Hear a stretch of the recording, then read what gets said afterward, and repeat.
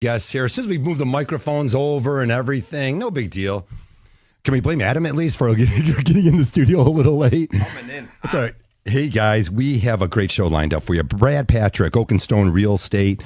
Thanks for joining us, man. We got a lot. We were talking outside too much. We're talking listings, the buyers, what's going on in the market. So, Brad, we'll dive right in. Let's get that microphone right over to you, man. There you go. All right. Got you hooked up there. How am I sounding? Also, Nicole Vanstrien joins us from Title Connect. Hey, what's going on over there? You move that over there. Yeah, I know. We're making you act like a real radio star over there. Hey, Nicole, put that microphone right up to your mouth there. There we go. We'll get you going. You're doing great?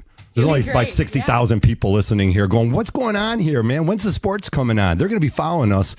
But, of course, we got 1 hour of the Hardcore Mortgage Real Estate Business Show where we talk all about buyers and sellers, what's going on in today's marketplace. We'll even talk about today, title companies, what their job is to get the final figures all figured out. In a timely fashion. In a timely fashion. We got lots to talk about anyways, but let's dive in with, John, just what's going on, a little bit of talk about the mortgage rates again. The Fed starting to feel like they might do a cut here in September, the talk of the town.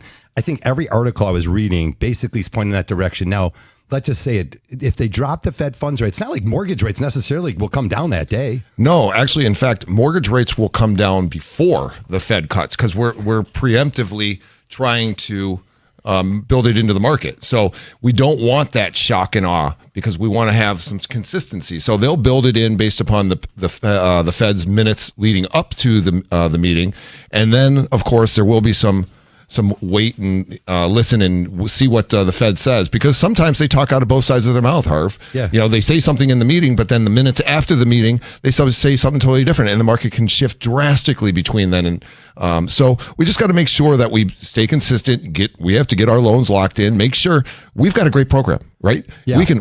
Our rate rebound program's a home run. Well, that's a home run. But while you're locked in, if rates drop between locking in and closing, we can get you we can renegotiate the rate.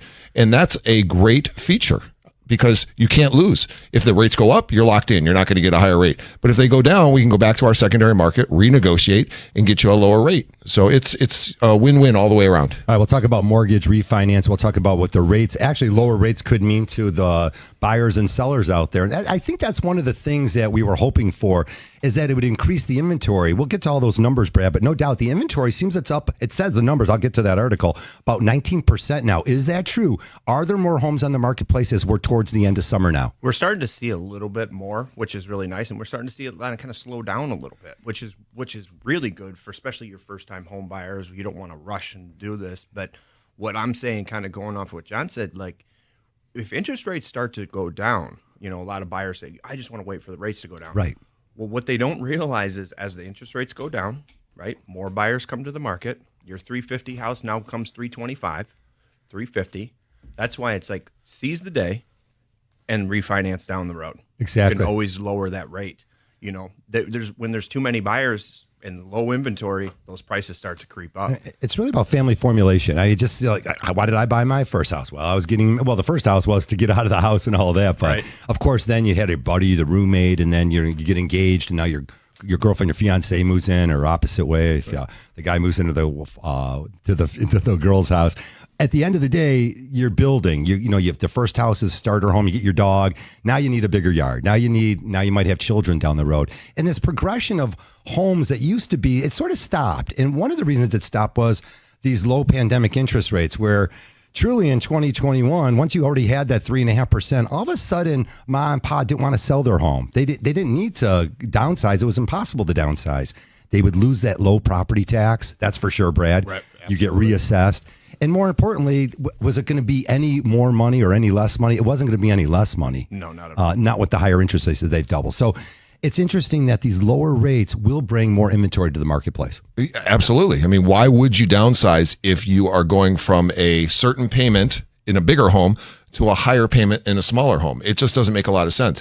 Yes, the upkeep is a little bit easier, but at the end of the day, as we always say, it's dollars out of pocket each and every month. So where are you going to save? And they're going to save with that lower interest rate on their current house. And like you said, taxes are set for them. They're not going to reassess. But with these rates coming down, it'll make a little bit more sense. And, hopefully we get some buyers that can get into some homes. And like Brad said, it's nice that it's slowing down because we get people. I've had people out there looking for years.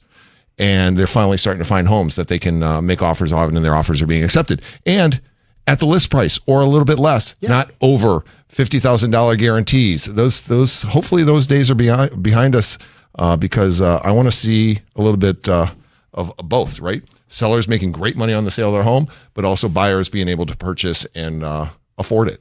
Thursday was the third best mortgage rates in 12 months. That's sort of interesting this past week. Although the day changes in the mortgage rates, it was modestly recently slow, and steady improvements have brought the average top-tier 30-year fix back to the lowest levels in more than a year, apart from 2 years ago when there was a little opportunity there where the rates might have dropped.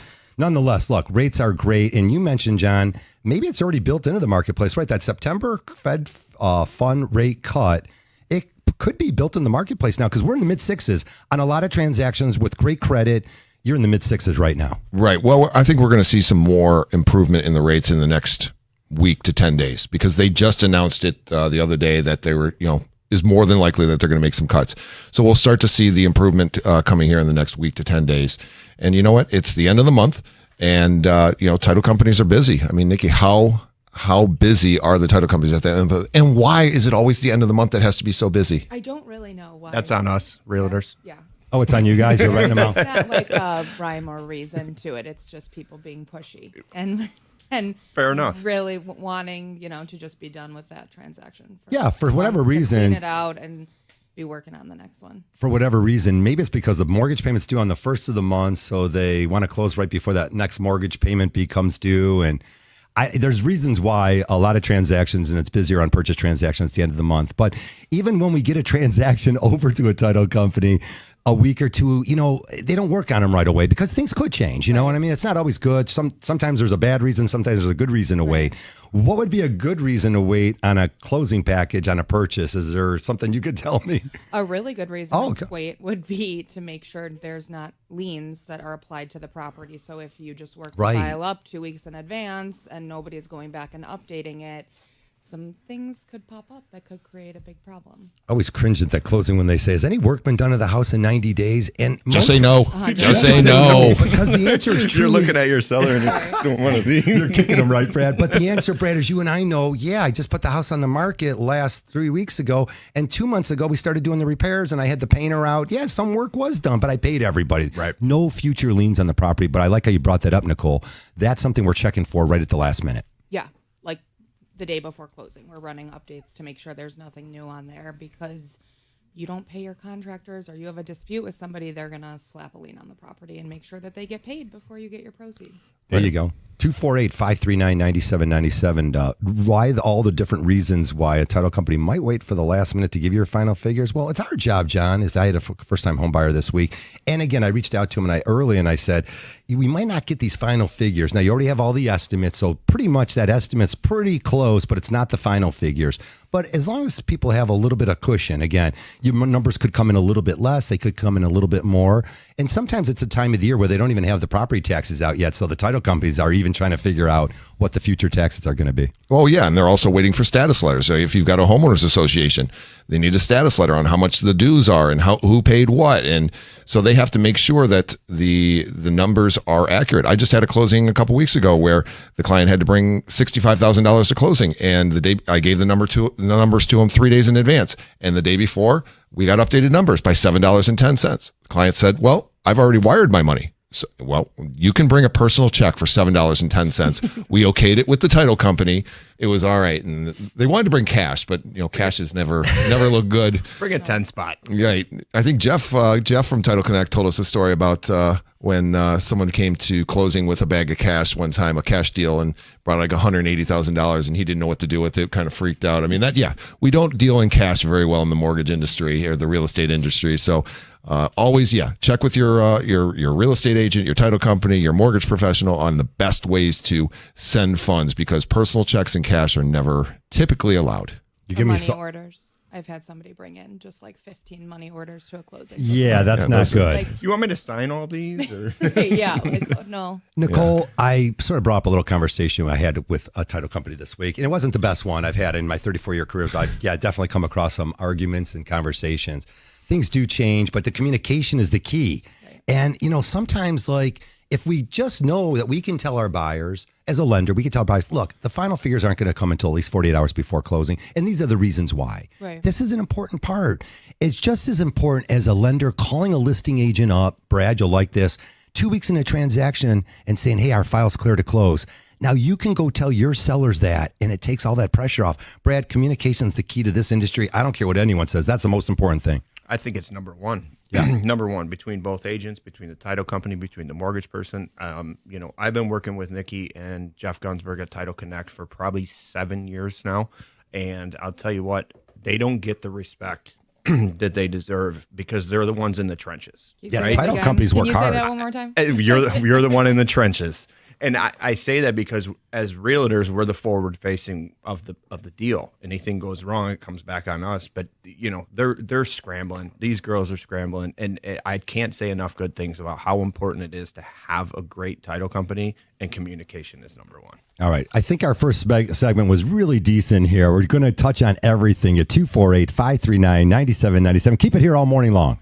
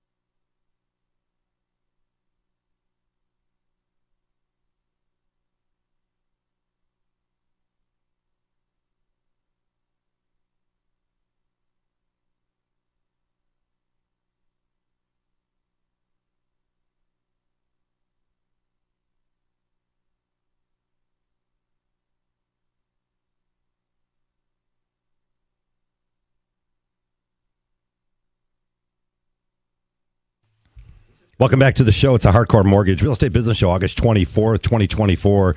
Special guest today is Brad Patrick from Oak and Stone Real Estate and the fabulous Nicole Vanstrien from Title Connect. Gunny couldn't make it in. You're covering you're covering for him. Yeah. We don't need Jeff. That's my superpower. Yeah, Been right. doing it for years. Yeah. Right. And it was real good a shout out. I'm glad we sort of touched on it because I sort of ruffled some feathers at a title company this week, even because they didn't call me back for 48 hours. But This they'll is deny shocking. it. It's okay. Harvey ruffled That's feathers. okay. Oh my God, you said something. Yeah, call me and communicate with me because my buyers too are important. And again, that's the truth. We all have to work together. So communication is very important because if my buyer's clear to close, that seller really wants to know that. It makes the seller feel good. Sometimes the seller is a little scared because their family, their friends, John, it happens. Hey, what if they already put down a $10,000 non-refundable deposit on their house? Right. God forbid something happens on our buy side. And that's why you guys are stringent and always coming after us and saying, hey, is this approved? Are they really approved? That's how we feel. We don't give out willy-nilly pre-approvals. Right. We give out approvals that we know that we're going to see at the closing table in 30 days or less. Yeah, I mean, there's things that happen. I mean, you get somebody pre-approved, we run it through the system. We may even have an underwriter look at it if it's a hairline type of deal. We'll have an underwriter review it before we even send it in, send out the approval letter. But there's things that pop up. You never know. I mean, someone, we get the IRS checks transcripts back and they haven't paid their taxes in 3 years. And now they've got to set up a payment plan. And how much is that payment plan going to be? I mean, what can we make work? And then we have to finagle the homeowner's insurance to make sure that we can get the homeowner's insurance cheap enough so that they still qualify. There's things that happen, unfortunately, outside of our control. Yes, we should do everything on the front end, but it costs money, it takes time, and we have to make sure that the clients are going to commit to us to do all that. On the lend side, and then we'll do the sell and the buy side on the real estate side. But yeah, other things like even the job loss. I mean, this happens. All of a sudden, we're moving along, everything's great. And hey, you told me everything was great. The guy loses someone loses their job in the transaction. Bad things happen to good people. It's our job, I think, to communicate and to keep it all together. So often we talk about all these different moving parts, the title company, the appraisal, you got pest inspections, inspectors, appraisers, lenders. That's a lot of people just there, buyers and sellers. That's another family. There's so many people involved. And when a transaction really goes down smooth, that's a job well done in our industry, right, Brad. There's no doubt about it. And you see that at the closing because everyone's smiling and hugging it out and having a great time. I had a great one this week. It was a young couple. They're in their early 20s and they had their, a little baby. And I bought them their first, the kid, his first Lions jersey. So that was my favorite. Oh, nice. At the closing, he got a little Aiden Hutchinson jersey, That's a winner. Right. But it was just so cool to see their face and see their excitement, because we deal with a lot of people and some people aren't as happy as everyone. But to see that for that first time home buyer, their young kid knowing they're starting their family, that's kind of why we're in this business, right? To see that look on their face. And it was a good week this week. Yeah, it's always a great week when you're at a closing table. And again, we have another closing week next week before the end of the month here. We'll take your calls all morning long at 248-539-9797. We are brought to you by Capital Mortgage Funding at 1-800-LOW-RATE, powered by CMG Home Loans, NMLS 1820, Equal Housing Lender. And we take your calls all morning long at 248-539-9797. You do not have to ticket text us. We might likely not get to the ticket text today, but definitely give us a phone call as we want to talk to all of you out there.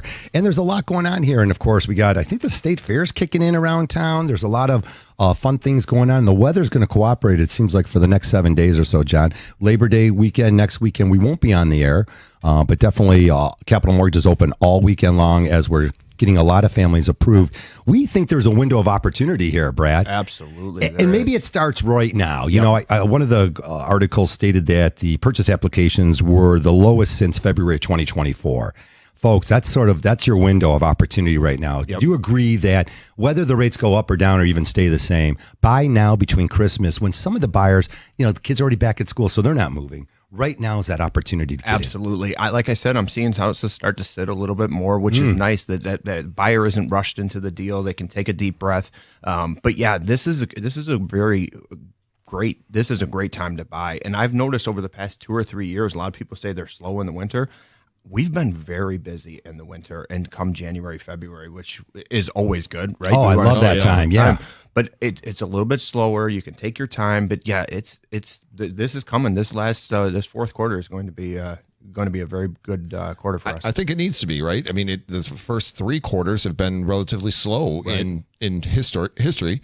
But I think we need a good fourth quarter to keep the economy going for the housing market. Right. It's things have been way too slow, and you're out there grinding, making sure that you're getting everything and dealing with everybody that you have to. What do you think the biggest thing that people are waiting for? Like that's where Rates. I don't understand. That's rates. Rates. Well, and then it goes back to my point. Saving some more additional money, maybe. Right. Maybe it's just a matter of fact they don't have all the money put together right now. Yeah. We've got a ticket text here, and I said I wasn't going to really go with it, but this one sort of touched me, and it brings in the title people.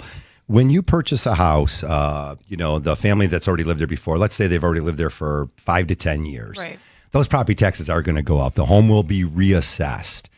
In some cases, if the house you're buying was non-homesteaded, there's a possibility that when you homestead it, that the property taxes could come down. However, 30%, but then it's reassessed. So the taxes could look similar in that case. Right. There's a lot lately just because the taxes the last couple of years have been going up as much as Dramatically, they can. yeah. Right. So even we're having a lot of files where the amount that we're holding in escrow is $1,000 light than what their next bill is coming out for. Okay. I'm seeing it a lot in Detroit houses actually, where what they're telling us the new taxable value will be is not even close. So they're having issues with their escrow counts being hit a year before they should be, essentially. I mean, that's where you need a good you need a good team, right? Yeah. You need a good realtor, you need a good lender, you need a good title company that can analyze that situation, right? So we can't predict what the new state equalized value is going to be. That comes out each year. But I can tell you what your taxes will at least be based upon what the taxable value is and what the current SEV is, state equalized value. We can analyze that. And I always tell my clients, okay, look, here, this is on you.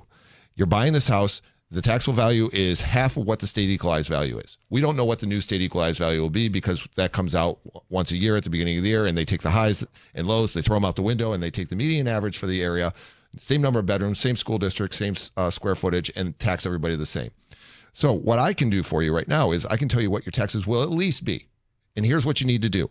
We're going to set up your escrow account because we go off of historicals for escrow accounts. Right. But I can tell you that you need to put $150 a month into a separate savings account each and every month, because when they go to reassess, you're going to use all that money to pay the shortage in the escrow account, and then you can stop putting money into that separate savings account and start applying it to your mortgage, because it's going to change to at least that. Right? I like that idea. In other words, so your escrow account's not short. You set aside some additional money. John, you said in that case, $150, $1,800 a year. So when the new assessment comes out next May, for people even buying now, they have that cushion. And as a lender, what we do is you get a choice.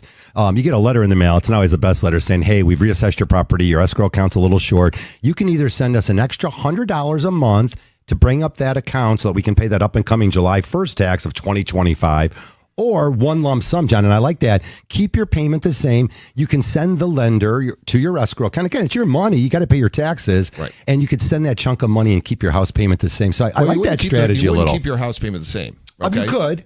No, because you're going to the send new that one's lump gonna go sum. up. Okay. You're going to take that lump sum and pay it. So your mortgage company is going to come to you and say, okay, your escrow account's short. You can pay us $300 a month for a year, and then after that year, your payment's only $150 more per month. Or you can send us $1,800 and your payment's only going to go up to $150. So now you've got that extra money in the savings account. You can apply that lump sum to the mortgage company, stop putting the money into the savings account, and now apply it to the mortgage. And it was never different. We can't put too much money into an escrow account or estimate future taxes, because when those tax bills come due in December and July and it has not reassessed yet, they're going to just send you the money back. So we were giving you a higher payment for no reason. They're going to send you the money back. The payment's going to go down. Then they're going to reassess. It's going to be a real mess. I had a first-time home buyer just a couple of weeks ago before that summer tax bill come out, and they used a different mortgage company, the friend of a friend. You know how that goes, right? Sometimes good, but not usually. But I always like to use my people, Sure. my team, right? Like we talked about. She gets the tax bill in the mail, and she freaks out. Yeah. I don't have $3,500. Oh, I boy. literally just bought a house. But kind of to your point, what happened is the mortgage person didn't explain that money is already in their escrow account. That bill is going to be paid. So, she opens the mail. She just buys a house. This shock. You see the whole thing. She calls me up and I said, unfortunately, this should have been explained from your mortgage person. Yeah. But if you let's go over your account. I said, pull up your account online. Show me where your escrow account is. How much money's in there? She's like $4,700. Perfect. There's plenty of money to pay that. Let's keep an eye on that. Kind of like John said, let's keep an eye on that. If those taxes go up, set a little bit of money aside, because the last thing you want to do is have them control your payment. Right. So now you're paying the $150. Now you have the other additional $150 that's going to be taking care of the decrease that you have in the escrow account. And now my payment goes up $300. You want to freak out a first-time home buyer? Yeah, send them Jump that their letter. payment up $300 Yeah, a that's month. Right not away. good. Yeah, right after they close. Yeah, and it's funny. It's funny. I always tell people, you 100%, you should always control your own money if you can. 100%. Pay your own taxes and insurance if you can. John, we're going to get back. We're going to talk about that because we allow families to do that at 10% down. You can pay your own taxes. We'll talk about escrow waivers, a little bit about the payment. 248-539-9797. Keep it here.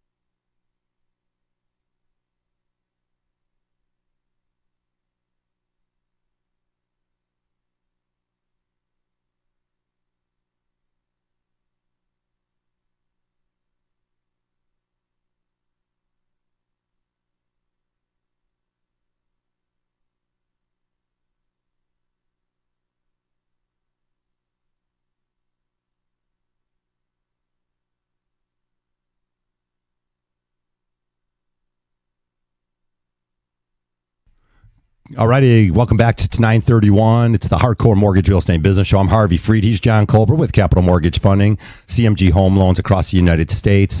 Call us at 1-800-LOW-RATE, the best mortgage banker. Get hooked up, and we're going to work. We're in town working all the way through Labor Day and all the way through Christmas time, and we think, and so does Brad Patrick here, definitely thinks that it's a great time to buy a house. So we're going to continue that conversation as we always push towards home ownership.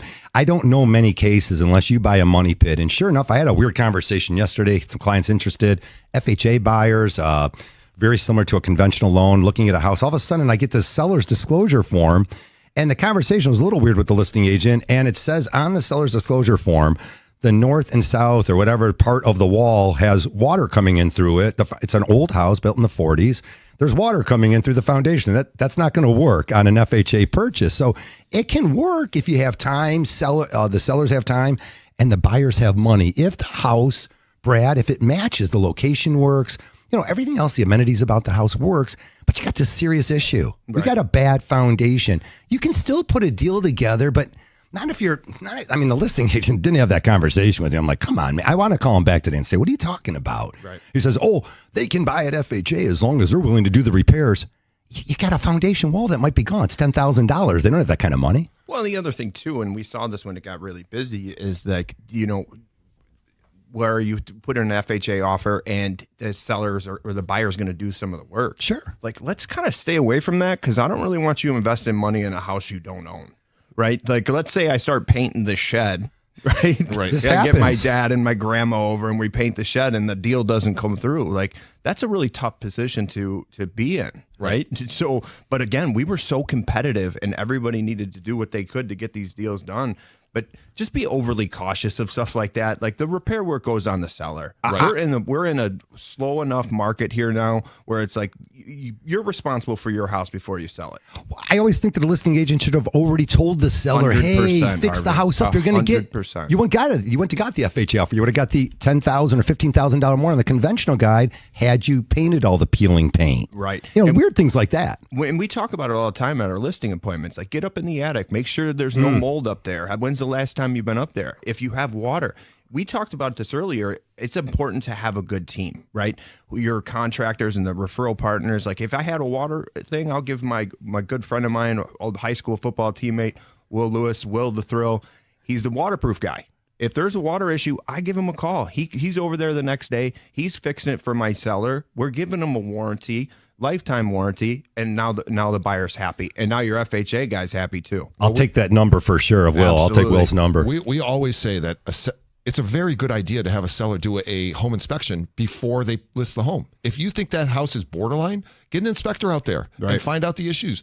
As a listing agent, don't you want to know the things that are going to come up, the hurdles that you're going to have to jump over, instead of having them come up after a deal's already put together?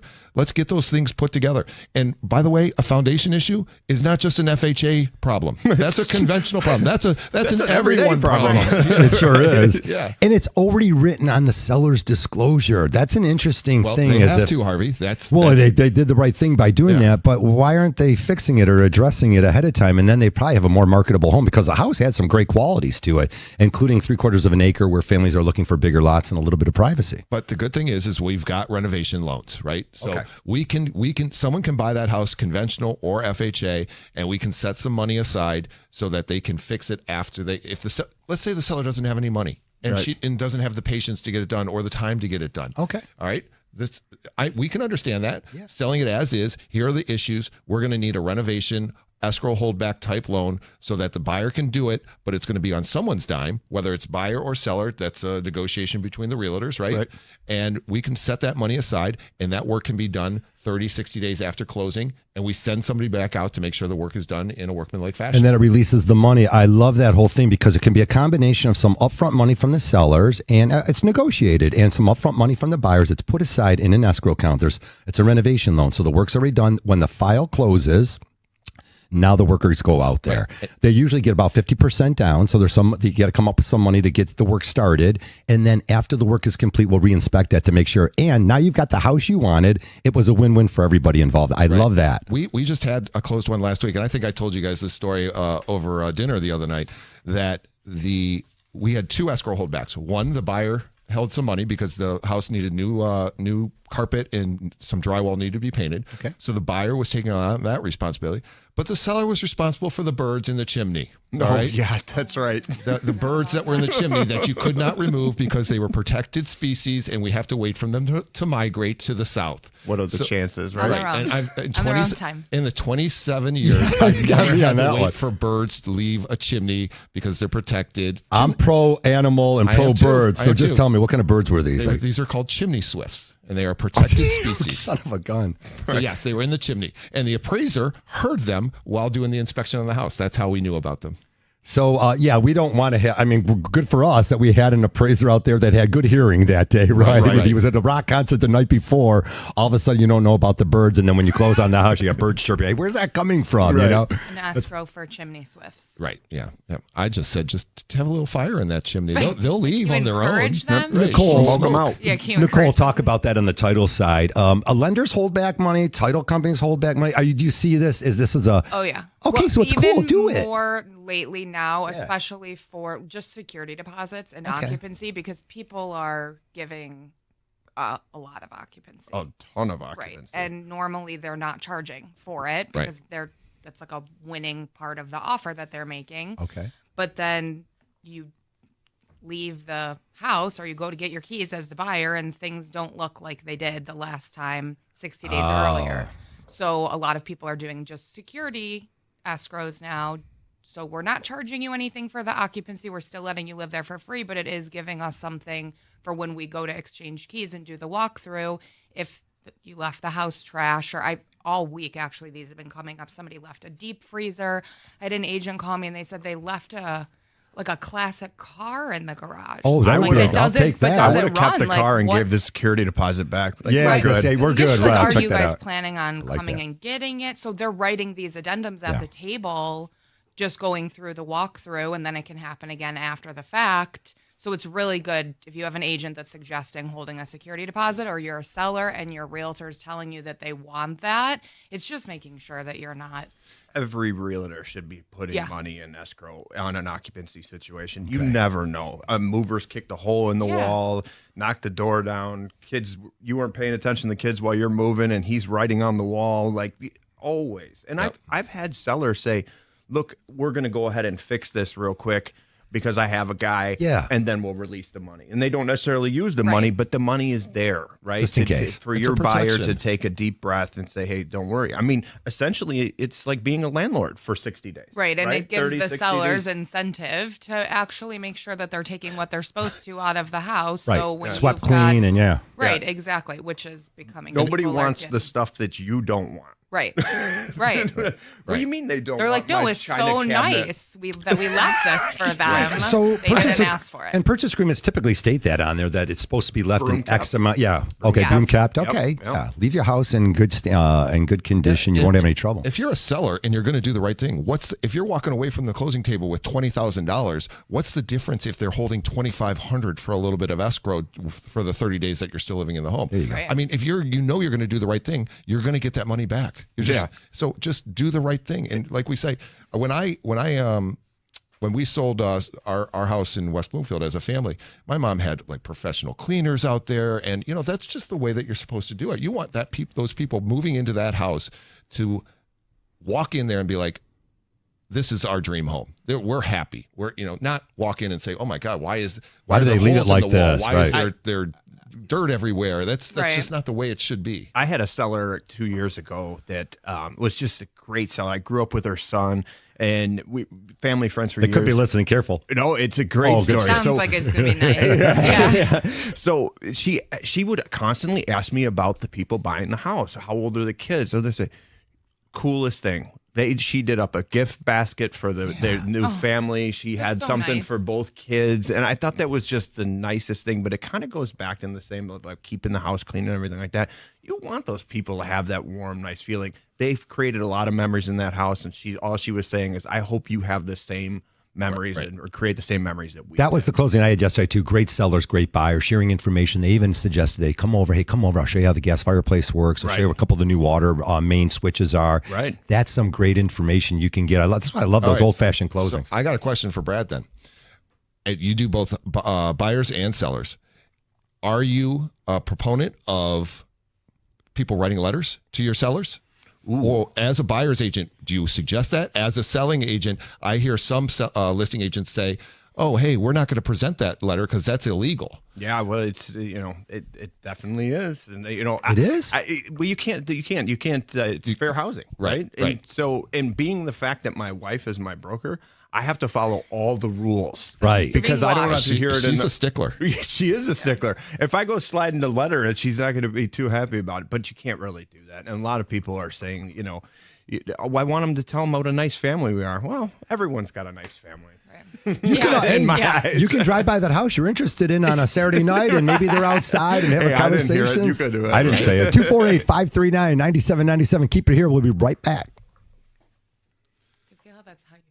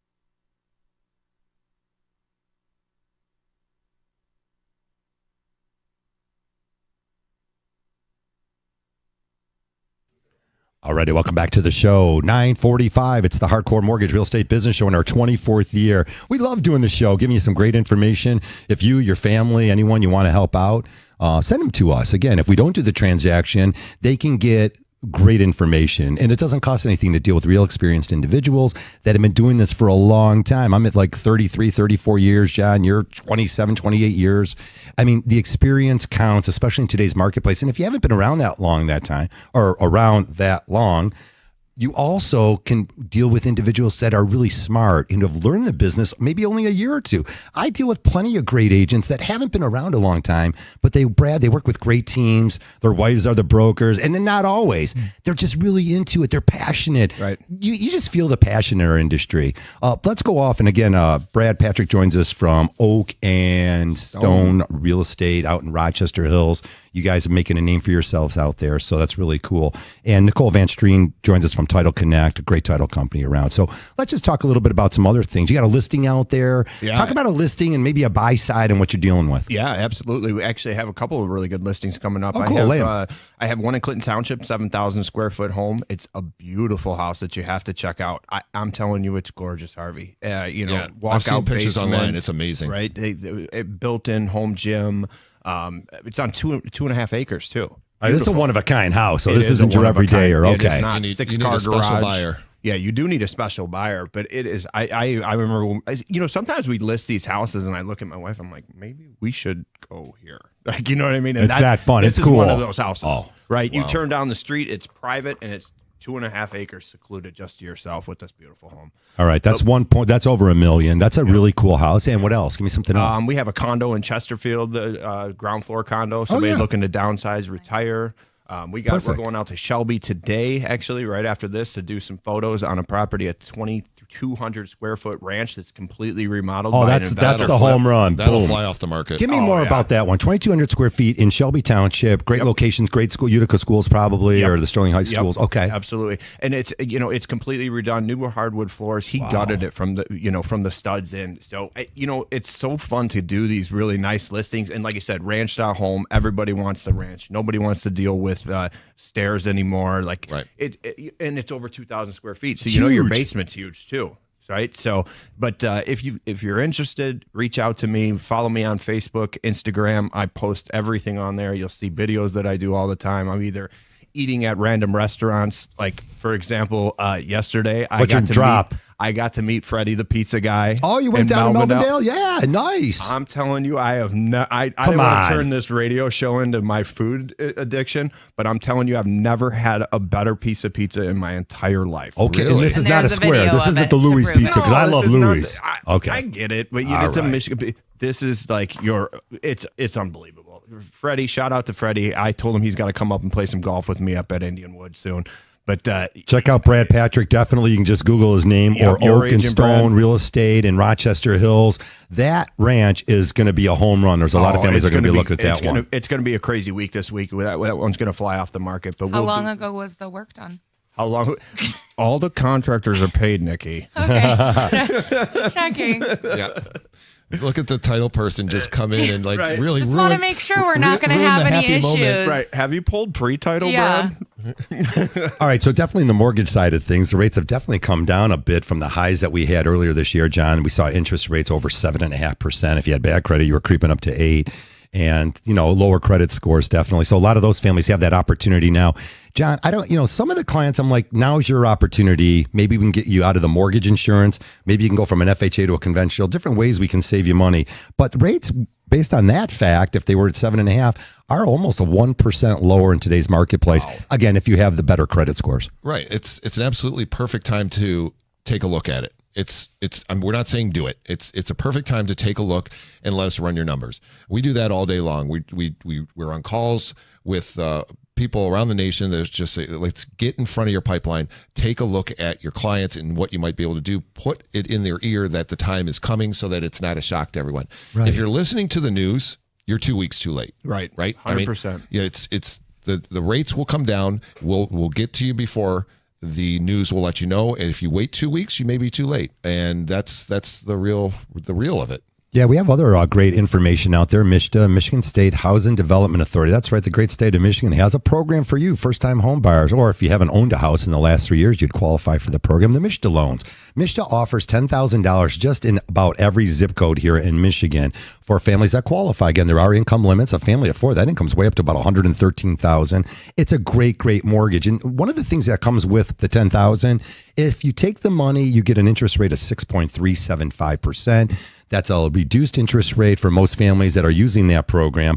And if you don't want the $10,000, the program offers 5.75. You don't have to take the money, but you could do the MSHDA. John, you said the only did you underwrite the file, but you MSHDA qualify. You're fine. Underwrite. That's okay. You have to send the file to MSHDA for their underwrite. But if you fit into that box, right, your income is below the threshold for what family size. Right. Yeah, your debt to income ratio is within the threshold because you can't do a FHA MSHDA at 50 DTI debt to income ratio. They won't accept it. It has to be at a 43 or 45. 45 right? max. So you have to fit into the box that they want. You have a credit score threshold of 640. So you have to fit into their box. But you're right. If you fit in that box and you want to do a conventional 20% down MSHDA at 5.75, it's 1% less than what you're getting out there for normal rates, and you don't have to pay points to get it like a lot of these companies out there will charge you. I always say stop clicking buttons out there, but a lot of families do that. It's a way to get information. They're checking out the homes all over. Sometimes it works out for families more than often. We're like, no, it doesn't. And I keep getting calls on Saturdays and Sundays, and I'll keep taking the calls. On these buyers, they're all excited. They want to go see the house. I'm batting 0 in the last couple weekends where all 10 families had no money. And a younger real estate agent's calling me up. Reed, if you're listening, no one loves you more than me. Come to the office for some training. And what I'm telling them is like, let's get them off and running. It's not go show them a house. It's, hey, how serious are you? Are you willing to put your documentation together? It really doesn't take long to put W-2s, John, your pay stubs, bank statement show us you have your money. If you just do the simple things, we can get you pre-approved, run your credit over the weekend, run the file through the automated system and literally issue a strong approval letter and start building your confidence to make that offer. Yeah, I could tell you with 100% certainty that Brad Patrick is not going to put anyone in the car that hasn't had someone look at their credit and make sure that they can qualify for the home that they're looking for. I mean, it's just being smart. You don't want to waste your time. Of course, everyone at this table right now will give out free advice, right? Mm-hmm. But there's no reason to go above and beyond if that person isn't really serious and or qualified to go ahead and buy that house. So I know, Brad, I mean, you tell them that they got to get in front of a lender. 100%. That's number one, right? We want to make sure that you're quote unquote mortgageable, right? And the other thing is too, is the last thing I want to do is take you to a house at let's call it 350. Okay. And now we find out you only qualify from 250. You want to see a big jump in the amenities of a house? Go from 250 to 350. Now we're talking about an ensuite, or we're talking about the family room, living room. We have a bigger colonial. Now we're over 2,000 square feet. Garage and basement. Right. And now you go 250. Now we're only going to deal with one bathroom with a family of 4. Like, there's a big difference. Not and I don't want you to second house to go see. Right. $100,000 less. You want it the other way around when you find out you qualify for more. Yes, you don't want it the ideal. other way. Yeah. I'm going to show you $100,000 houses, and then next week when John gets you the pre-approval, we're going to see 350, and you're going to want to make so many offers. Right away. Yeah. I love it. Yeah. I mean, and the same thing goes true with the seller, right? You got to make sure the seller is able to sell, and that's what I think Nikki said before. It was like, hey, did you run pre-title on that house? 100%. And you have to make sure that there isn't anything out there that's going to stop them from being able to sell. For example, a house in probate. People, if you've got a house in probate, you can't sell it right away. You have to wait for the court to tell you that you can sell it. And I just don't understand how people don't know that. I mean, if we're in this industry, you know that it's got to go through probate, and probate can take 6 months, 9 months, depending upon the county. We started the show with communication. So on the communication side, if you have moving parts in your life, and we all do, it's constantly changing. God forbid someone passes and you're not on title to that house, and they don't have a will and a trust put together. That's a huge problem. And folks, it's so easy. Those kind of small things. So put your name on a family member's title of their house. So again, if your parents are elderly and you're listening, even if they're not elderly, have a backup plan. If they haven't done the trust or the estate plan, and just making put sure your name on title. Like that it's vested correctly, because that ends up putting a lot of people in probate. They don't realize that, I had just had one. It was a daughter. Her mother passed away. She was on title, but they didn't have survivorship rights, so she had to go to probate to be able to sell. So I tell a lot of my realtors just like trigger words to look for, like if somebody is deceased if they're going to get divorced, The like if Ds. that's why, Oh, boy. yeah, right. If that's why, that like these are things we're going to need to know that can create a problem. Right. And I think the key thing is all of these things are avoidable if you have the right team around Yes. you. But you're communicating. We're talking. You got to be talk to people. If you're email, you're missing out because there's a big difference. I'm on title, joint tenants with rights of survivorship or Right. joint tenants in common. These are Right. differences. And most people don't know, but it's just get it to me and I'll tell you what you guys need to do to avoid You just having text, an you issue. text Nikki, and it's like Google. You Yeah. text Nikki, and she gives you the answer. All right, that Guns N' Roses music says that it's time for sports coming up here on 97 on the ticket. You guys are awesome. We could have done 3 hours on mortgages and real estate this Just morning. an hour about the Lions. Go All right. Lions. All right, we'll do it again for sure. You guys, thanks for joining us again. If you ever want to hook up with these great folks, Brad Patrick out at Oakstone and Oakenstone Realty, you can catch him out in Rochester Hills. Nicole Vanstrien over at Title Connect. That's Gunny's place. People know Title Connect all around South Bunny's Michigan. place. Yeah, Gunny's place. He's got other Change employees. the sign. I know. You guys do all the work. He doesn't do anything. All right, for John Kolb, for myself, I'm Harvey Freed. Again, enjoy your weekend. Be safe out there on the waterways, and we'll catch you here, if not next Labor Day weekend. Enjoy yourself. We'll see you the following weekend. Keep it here on 97.1 The Ticket.